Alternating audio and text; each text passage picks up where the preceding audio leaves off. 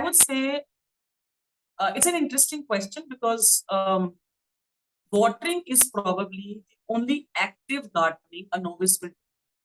So watering has to be uh, very methodical because that is the active gardening that we are. And our biggest gardening mistake is always watering. You will hear, oh, this plant does not get too much of, oh, this plant needs less water, more water. But the general rule is that whenever you water a plant, you water it full in the sense that you water it slowly and you water it till the time you see water flowing out of the pot. That is full watering or deep watering that is done once. If a plant does not require too much of water, if that is what we know, then it basically needs is less of frequent water, but not the quantity. It is the frequency which changes. So whenever you water, deep water it and full water. Don't water it every day. No plant needs water every day. So you need those dry spells in between till the time you water it again. And what is the general test? Whenever you want to rewater your plant, always put your finger, it's a finger test, always put your finger 2 inch deep into the soil and see if you can feel any moisture out. If you still have moisture, you don't need to water. So frequent watering is something which is probably the biggest mistake we do. If you don't water your plant for a day, your plant won't die. But if you overwater it, you will actually kill the roots, you will rot the roots, and you will lose the plant. Dry spells have one more advantage. If you are giving gaps between watering, your plant gets a sense, the roots of the plant gets a sensation that it needs to pull it down. It needs to grow. It tries to reach out to the moisture area. So what will happen is actually your root growth will be actually better if you give it some break in between. If you keep watering and keep the surface always wet, then your root growth will not happen.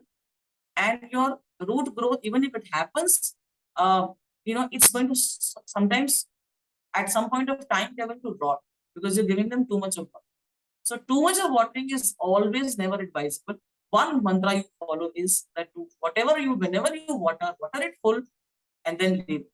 And believe me, you will realize it in a few days. The soil mix that I have mentioned and the watering. If you do it like this, your work, the gardening work that you always feel stressed, oh, I have to water my plants today, every day. No, that will not be required actually. Unless you are in a very, very hot zone or you are on an open terrace where the dry winds are very harsh and your soil is drying very fast. Maybe in May or June you may need to water them every day, but throughout the year you would not. Normally, the misconception for sprays is pest management and pesticides. As a organic gardener, as a natural gardener, I do not believe in too much of sprays of pesticides, and I don't use them at all. What is required is that on a general basis, what one can do is, apart from the manure, apart from the nutrition that we have given, both in terms of nutrition and in terms of pest management, you can follow few simple sprays. One is the buttermilk. Buttermilk is a very good spray for your plants. You can easily do it without any ifs and buts. Say in about 20-25 days or once a month is also okay. Dilute buttermilk is very good for your plants. Then simple, if people who are making bioenzymes, dilute bioenzyme is also a very good spray for the plants. You can easily do it at particular junctures, like once you transplanted or done a new plant, or overall you can just follow a general rule of something like once a month. That is also okay. Then there are little things like onion peel. You could just make an onion peel ring for your plants. Just keep onion peels in a bottle for about 3-4 days. Transfer it into a spray bottle and just spray your plant. These are more like potassium feeders, and they are more like immunity builders. So that also doesn't harm the plant in any way. Then you can even use potato. In the same way you can use potato. The same way you can even use banana. Banana is also a very good source of potassium. So One can, and it enhances flowers and all also.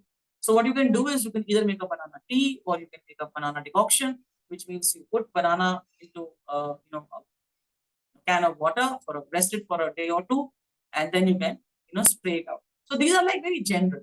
And for pest management, you don't need to do much. Like we've already done these immunity builders. But in seasons when there is a lot of pests, like the monsoon, we have a lot of pests. Even in summers, we have a lot of pest infestations. In mid weathers, normally the mid weathers, the pest is very high. So in that you can follow. I don't do it now, but yes, once a month or maybe once in 45 days, you could do a preventive neem spray. Now, this neem spray could be from neem leaves. You could just boil the neem leaves, could be just a neem tea kind of a thing. Or you could rest the neem leaves, in a bucket of water for a few days and, then use it.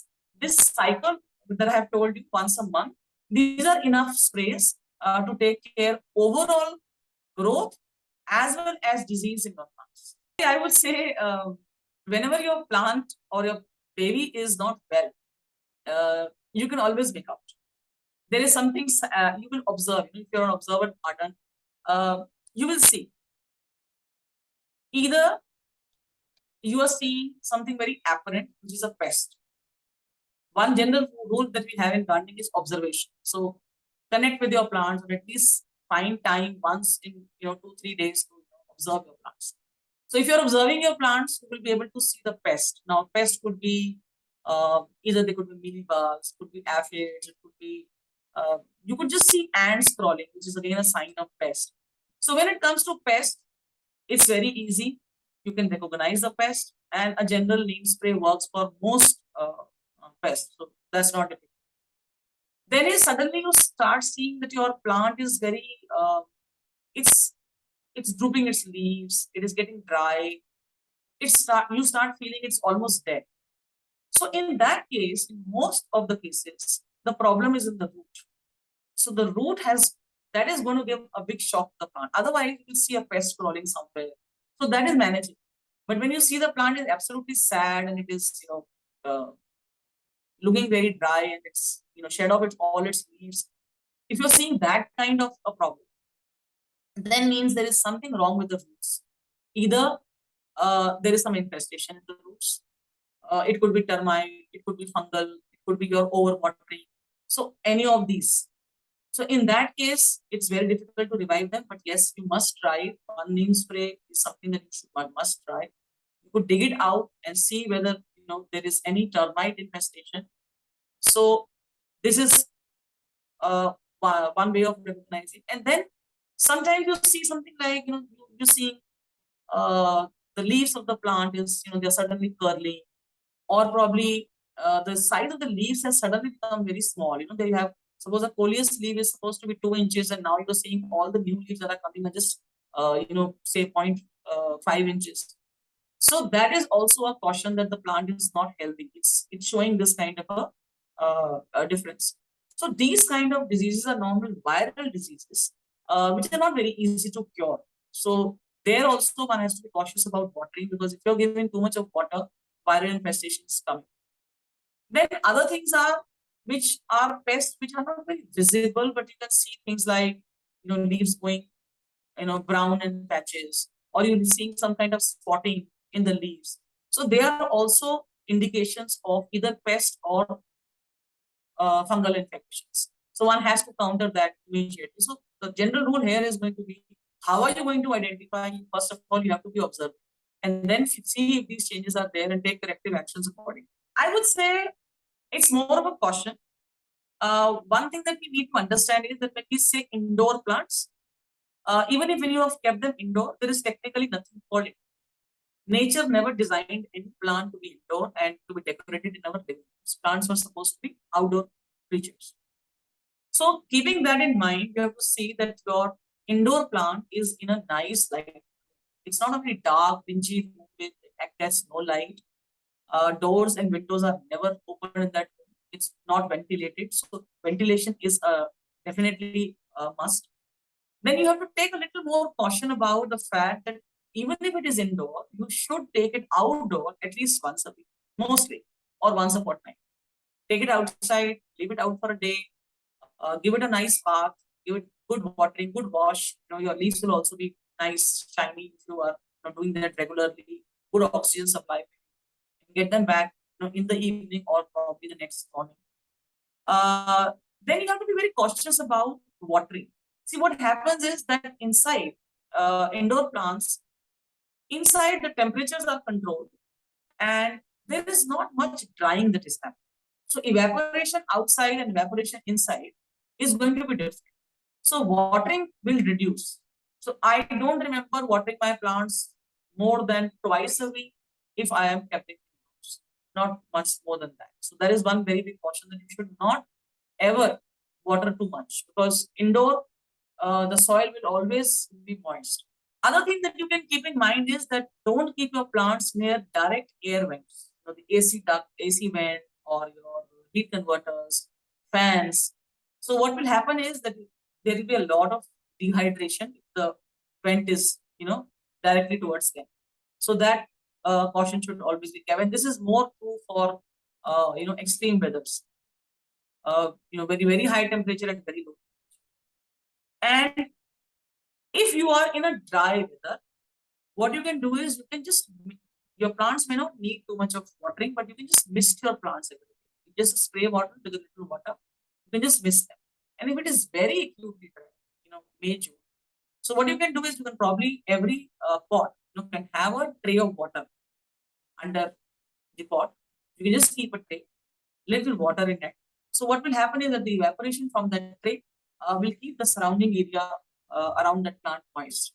So most of the indoor plants, they are tropical and they love hot and humid weather. So that humidity will be maintained by that little pot of the tray of water.